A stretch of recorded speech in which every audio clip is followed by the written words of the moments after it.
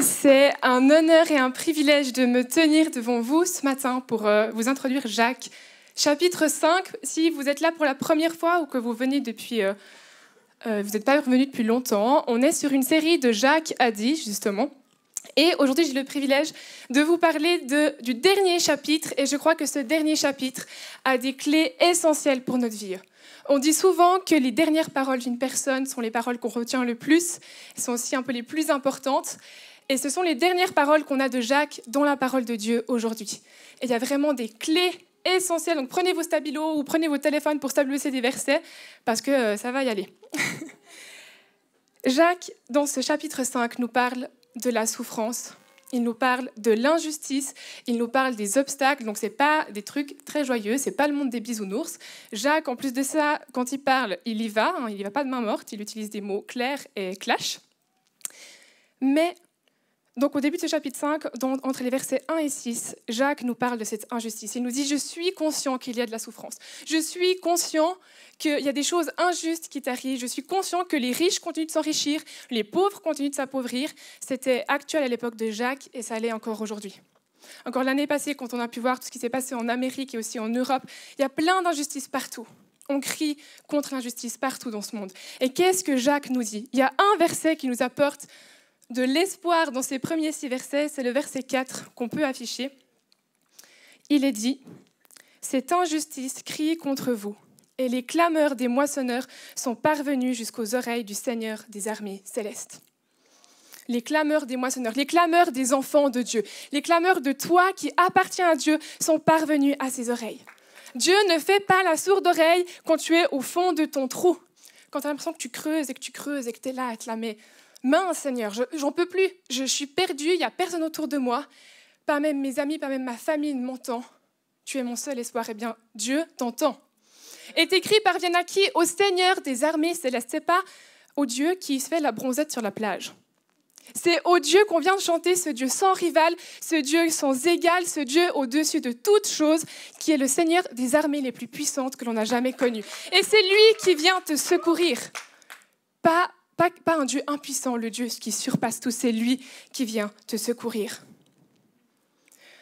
Mais du coup, on pourrait se dire, ok, alors c'est bien beau, mais moi, ça ne change pas mes situations, je suis toujours au fond du trou. Comment je fais ? Eh bien, Jacques connaît la souffrance, Jacques connaît extrêmement bien la souffrance parce qu'il est mort en martyr, il est mort en honorant Dieu, il avait une position dans l'église de Jérusalem qui était très haute, il était responsable de cette église, donc ça veut dire qu'il a connu beaucoup de persécutions. Mais qu'est-ce qu'il nous encourage à faire ? Il nous encourage à garder courage, à prendre patience, même quand c'est dur. Et ça, il nous le dit au verset 7 et au verset 8. Il est dit « Frères et sœurs, patientez donc jusqu'à ce que le Seigneur vienne. Pensez au cultivateur. Il attend les précieuses récoltes de sa terre. Il prend patience à leur égard jusqu'à ce que tombent les pluies de l'automne et du printemps. Vous aussi, prenez patience, soyez pleins de courage, car la venue du Seigneur est proche. » Pourquoi garder courage ? Pourquoi être patient ? Parce que je sais que Dieu va intervenir en ma faveur. Où est-ce que tu places ta confiance ? Où est-ce que tu regardes ? Les épreuves, c'est clair que ce n'est pas quelque chose de facile, c'est quelque chose qu'on n'aime pas traverser. Mais comme Edith nous l'a dit dans son message pour le chapitre 1, les épreuves, ce ne sont pas Dieu qui te les envoie dans ta vie, mais les épreuves viennent travailler ta foi. Elles viennent la rendre plus endurante, elles viennent la rendre plus forte, elles viennent la rendre patiente. Et c'est ça qui va aussi te rendre plus fort et de continuer de t'accrocher, de dire oui, je suis au fond de mon trou, j'ai l'impression que je fais que de creuser, mais Dieu te voit, Dieu t'entend. Et je crois que c'est la meilleure personne qui peut nous écouter et nous entendre, je crois que c'est lui. Et il continue, Jacques, il se répète, mais je pense qu'il se répète parce que c'est quelque chose d'essentiel pour notre vie. On ne peut pas passer à côté des épreuves dans la vie. On ne peut pas passer à côté des obstacles. Jésus nous a dit, le suivre, ce ne sera pas une vie glamour, ce ne sera pas une vie à l'eau de rose. Oui, il y a des difficultés. Oui, il y a des épreuves. Mais à qui est-ce que je m'accroche ? Au Seigneur des armées célestes. Et au verset 10 et 11, justement, Jacques revient. Jacques revient sur ce courage, Jacques revient sur cette patience. Et voilà ce qu'il nous dit au verset 10 et 11. Frères et sœurs, prenez comme modèle de patience persévérante dans la souffrance les prophètes qui ont parlé de la part du Seigneur. Oui, nous disons bienheureux. Qui est bienheureux? Ceux qui ont tenu bon. Vous avez entendu comment Job a supporté la souffrance. Vous savez ce que le Seigneur a finalement fait en sa faveur, parce que le Seigneur est plein de bonté et de compassion. Je crois qu'on peut stabiliser tous les versets de ce Jacques 5. Prenez comme exemple de patience persévérante dans la souffrance. Personnellement, la souffrance, ce n'est pas la joie. On n'aime pas trop traverser ça, mais qu'est-ce que nous dit Jacques? Il nous dit, regardez aux personnes qui ont déjà traversé de la souffrance et prenez exemple sur leur patience. Comment est-ce qu'elles se sont comportées? Comment est-ce qu'elles ont avancé? Elles ont avancé en tenant bon, en s'accrochant à Dieu. Parce que trop souvent, et moi la première, quand on est dans des problèmes, je regarde à moi, je regarde mes pieds et j'ai l'impression que je continue de creuser mon trou. Ou alors quand on gravit une montagne, on regarde nos pieds et on fait un pas après l'autre. Et c'est dur parce qu'on regarde que ses pieds et on ne sait jamais où est le bout. On ne sait pas si c'est une énorme montagne genre l'Everest ou si c'est une petite colline. Mais là, ce que nous dit Jacques aussi, c'est où est-ce que tu places ta confiance? À qui est-ce que tu regardes? Oui, c'est dur. Oui, tu es au fond du trou et tu as l'impression qu'il n'y a pas d'issue. Mais lève ton regard. Regarde à Dieu, parce que si tu regardes à lui, tes yeux vont faire de tes pieds à Dieu. Et en regardant à Dieu, ton regard vient faire... Il s'agrandit. Regard panoramique. Regard qui passe au-dessus de la montagne. Tu vois la montagne. Tu dis, ok, il y a une montagne. Mais qu'est-ce que tu vois? En dessus de cette montagne, je vois Dieu qui me tend la main et qui me dit, viens, et je vais te tirer. Et on va s'en sortir ensemble.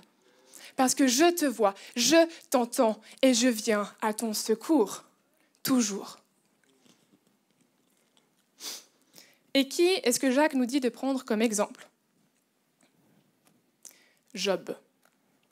Je ne sais pas si vous connaissez l'histoire de Job, mais aujourd'hui, Job, on le considère plutôt comme l'homme de la souffrance, l'homme qui a tout perdu, l'homme qui a vécu dans la misère la plus totale.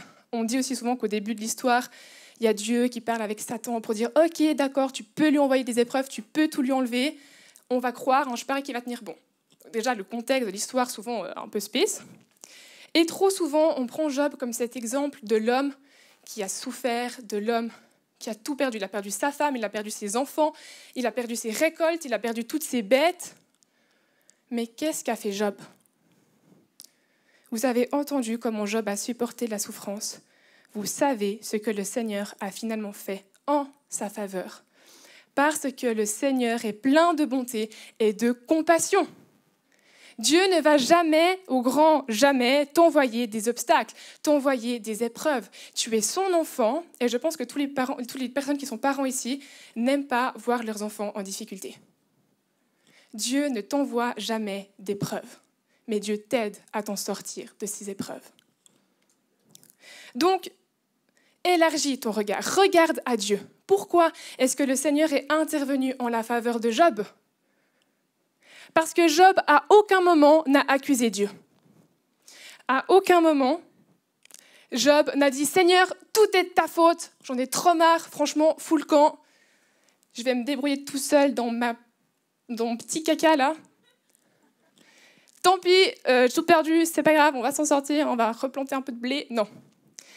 Job a tenu bon parce qu'il savait pertinemment que Dieu est un Dieu bon et que Dieu est un Dieu plein de compassion. Donc arrêtons de prendre Job comme l'exemple de la misère et de la souffrance, mais prenons Job comme l'exemple de cette patience persévérante, de la fidélité de Dieu. Job est l'exemple de la bénédiction de Dieu, l'exemple que Dieu répond au-delà de toute mesure. Je vous invite à prendre Job 42. Le verset 12 et les versets 16 et 17, il est dit « L'Éternel bénit le reste de la vie de Job, plus que la première partie. Si bien qu'il posséda 14 000 ovins, 6 000 chameaux, 1 000 paires de bœufs et 1 000 ânesses. » Puis après, au verset 16 et 17, il est dit « Après cela, Job vécut encore 140 ans, de sorte qu'il vit ses descendants jusqu'à la 4e génération. Puis Job mourut âgé et rassasié de 6 jours. Job n'est pas mort avec du regret ou de la rancune. Job n'est pas mort dans la misère. Job est mort dans la bénédiction. Job a quitté cette terre en étant béni, en étant entouré d'une famille aimante. Et dans la Bible, c'est même dit que ses filles étaient les plus belles femmes qu'on pouvait jamais trouver dans tout le peuple. Et vous avez vu la taille, il avait combien ? 14 000 ovins, 6 000 chameaux, 1 000 paires de bœufs. Et encore 1000 ânesses. Je ne sais pas combien d'hectares il devait avoir, mais ça allait être énorme. Et Dieu a répondu au-delà de toute mesure. Il lui a redonné plus que ce qu'il avait déjà avant qu'il perde tout. Donc si tu as l'impression que tu as tout perdu et que ta situation est sans issue, Dieu intervient pour toi et Dieu te répondra. Et je sais que c'est dur de s'accrocher tous les jours, mais c'est là que Jacques nous dit d'avoir cette patience persévérante, d'exercer cette patience jour après jour. Même si ce n'est pas simple, il faut continuer de s'accrocher, continuer de gravir les obstacles, parce que Dieu te tend la main. Dieu est le Seigneur des armées célestes qui t'entend et qui vient à ton secours. Une patience persévérante, qu'est-ce que c'est pour moi ? Une patience persévérante, c'est une patience qui s'accroche parce qu'elle sait que Dieu est bon et qu'il répondra. Donc moi, personnellement, je ne sais pas vous, mais moi, je décide de placer ma confiance, non pas dans ma situation, non pas dans mes capacités à me sortir de mon caca, mais dans la nature de Dieu qui ne change pas. Dans la nature qui est ce Dieu qui vient me sauver. Pourquoi ? Parce que si je place ma confiance en lui, ce sont mes situations qui vont s'aligner à sa nature, et non pas sa nature qui vient s'aligner à mes situations. Tes situations s'alignent à la nature de Dieu. Tes situations peuvent se transformer. Tes situations peuvent transformer ta vie et celle des autres. Donc c'est vraiment, vraiment, vraiment des clés.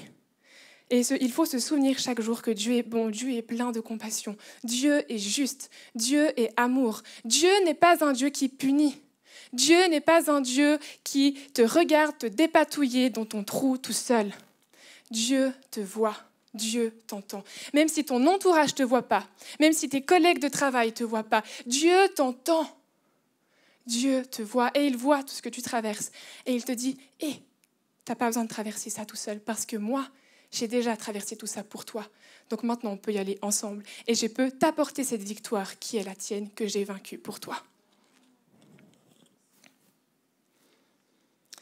Mais après, on peut se dire, OK, pratiquement, donc on sait que Dieu vient nous sauver. Je sais qu'il faut que je sois patient parce que Dieu, je sais qu'il va venir intervenir en ma faveur. Mais parfois, on ne sait pas quand. Ça peut venir du jour au lendemain, comme ça peut prendre quelques mois. Eh bien, Jacques vient encore répondre à cette question et il vient nous dire pratiquement comment être patient, pratiquement quelle doit être ta première réaction. Et entre les versets 13 à 16, Jacques nous dit un problème, une solution. Qu'est-ce que c'est ? Verset 13, il est dit « L'un de vous passe-t-il par la souffrance ?» Réponse « Qu'il prie. » Tout simple, 2 mots. « Un autre est-il dans la joie ? Qu'il chante des cantiques. L'un de vous est-il malade ? Qu'il appelle les responsables de l'Église qui prieront pour lui après lui avoir fait une onction d'huile au nom du Seigneur. La prière faite avec foi sauvera le malade et le Seigneur le relèvera. S'il a commis quelque péché, il lui sera pardonné.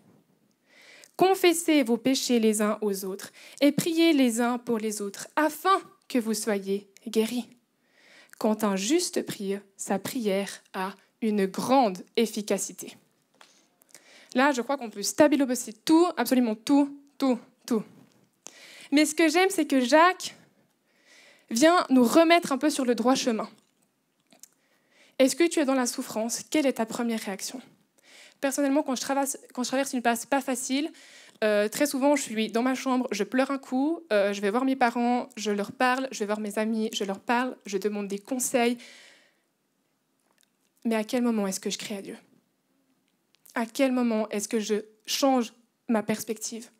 À quel moment est-ce que je me confie en ce Dieu qui est capable et qui vient intervenir en ma faveur ? Quand on est heureux, là c'est la fin de l'année, j'espère que plein d'étudiants entre nous ont pu passer leur année. Et qu'est-ce qu'on fait ? On écrit à nos potes, on dit « j'ai réussi, j'ai passé, trop bien, venez, on va faire la fête ». Je ne dis pas que c'est pas bien d'aller fêter, mais quelle est ta première réaction ? notre première réaction devrait être de dire « Waouh, j'ai réussi et merci parce que c'est grâce à toi, Seigneur. » Jacques vient vraiment nous remettre quelle est ta première réaction. Tu es malade, demande à quelqu'un de prier pour toi. Ce n'est pas un acte de faiblesse que d'aller vers quelqu'un et de lui dire « Écoute, je ne vais pas bien », ça peut être physiquement, mentalement, et demande la prière. Pourquoi ? Parce que quand tu demandes la prière à quelqu'un, ça vient augmenter la foi. Ça vient augmenter tout ça et donc les miracles peuvent se produire. Et il est dit quoi ? La prière faite avec foi sauvera le malade. Et en plus de ça, en plus que la guérison vient, en plus de ça, ses péchés sont pardonnés. La prière de foi a une grande efficacité. Et en plus de ça, au verset 16, il est dit « Quand un juste prie, sa prière a une grande efficacité. » Qui est juste ici ? Alors, normalement, c'est bien, il y a des personnes qui sont justes. Qui sait pertinemment qu'elle est juste, qu'elle est une personne juste. Vous devriez tous lever vos mains. Pourquoi ? Parce que ta justification ne dépend pas de tes actions, mais ça dépend de la crucifixion de Jésus. Jésus a tout accompli à la croix. Jésus a pris cette justification pour toi. Il t'a rendu juste. Donc ne pense pas que tu dis « Non, j'ai dit des gros mouillères, j'ai insulté mon pote, ça ne va pas le faire, je ne suis pas juste. » Non, oui, on continue de pécher. Oui, on continue d'être des hommes. Mais quelle est ta nature ? Ta nature est celle que Jésus a repêchée pour toi. Donc maintenant, qui est juste ici ? Amen. Et levez vos deux mains en l'air. Parce que Jésus vous a rendu juste. Qu'est-ce que ça veut dire ? Ça veut dire que chacune de vos prières a une grande efficacité.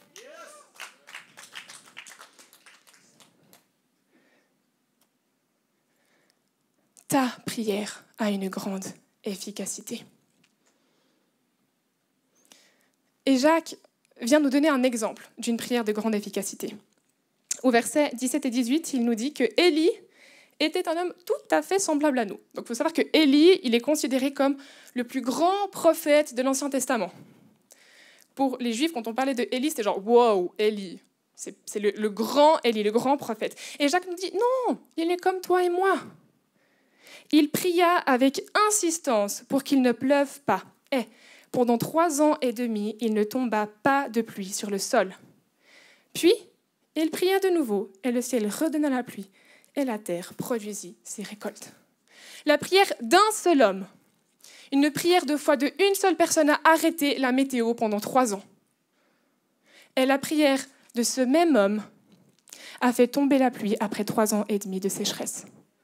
Qu'est-ce que ça veut dire ? Ça veut dire que ta prière peut changer les situations. Et il est dit que le ciel redonna la pluie et la terre produisit ses récoltes. Ce n'est pas 10 ans plus tard, la terre recommença à donner des petites pousses d'herbe. Non, la pluie tomba et la terre produisit ses récoltes. C'est immédiat. Quand tu pries, ta prière enclenche toujours des conséquences. Quand tu pries pour quelqu'un qui est malade, le processus de guérison est activé. Même si ce n'est pas immédiat, ta prière a des conséquences. Ta prière est puissante. Ta prière change les situations. Si tu te trouves dans une situation de sécheresse, tu peux prier et la pluie revient. Ta prière peut transformer un endroit de mort en un endroit de vie. Ta prière peut transformer une malédiction en une bénédiction. Tu as un problème financier, ta prière peut transformer ce problème en une abondance. Ta prière a une grande efficacité. Tu as une influence. Donc, confie-toi en Dieu. En ce Dieu, Seigneur des armées célestes, plus puissant que tout ce qu'on peut trouver sur terre. Ce Dieu-là t'entend. Ce Dieu-là ne fait pas la sourde oreille à tes problèmes. Ce Dieu-là vient transformer tes situations. Et vous savez quoi ? Tu as la même puissance que Élie. Tu as la même puissance que Jésus. Et tu as la même puissance qui a été donnée par Jésus aux disciples. Donc, tu as la puissance de transformer les situations. Tu as la même autorité que Jésus. Et si c'est une réalité qui n'est pas encore ancrée en vous, je vous invite grandement et fortement de faire le cours Lifeway, car toutes ces clés vous sont données là-bas. Et vous en ressortirez fortifiés et conscients de votre position en Christ. Je suis juste, j'ai autorité sur les situations, j'ai la puissance de guérir des gens qui ne vont pas bien, j'ai la puissance de transformer des malédictions en bénédictions. Amen. Ose demander avec insistance, ose prier avec foi, ose faire des prières qui challengent Dieu. Dieu aime se faire challenger. Ose prier avec foi. Pourquoi? Parce que tu es juste et que Dieu est fidèle et bon pour répondre. Je vous invite à vous lever et j'ai envie qu'ensemble on puisse faire un acte de foi et déclarer 3 déclarations qui vont apparaître à l'écran. Elles sont courtes, efficaces. Si vous voulez les prendre en photo, les copier dans votre téléphone, les retenir. Et vous pouvez vous les redire chaque matin, jour après jour. Pourquoi? Parce que je crois que si on prend conscience que notre prière a une grande efficacité, que notre prière peut changer les situations, alors je crois que prier va devenir beaucoup plus naturellement notre première réaction. Ces 3 déclarations sont simples, elles disent que je suis juste, que ma prière a une grande efficacité et que j'ai la puissance pour transformer les situations. Vous pouvez vous le répéter chaque matin et je vous promets, vous allez partir au travail en étant puissant, en sachant que vous pouvez transformer votre lieu de travail, vous pouvez transformer peut-être votre conflit familial. Parce qu'à côté de vous, qui se tient avec vous? Le Dieu de l'univers, le Seigneur des armées célestes. Alors je vous propose qu'on puisse les répéter tous ensemble. Je suis juste. Ma prière a une grande efficacité. Et j'ai la puissance pour transformer les situations. Amen.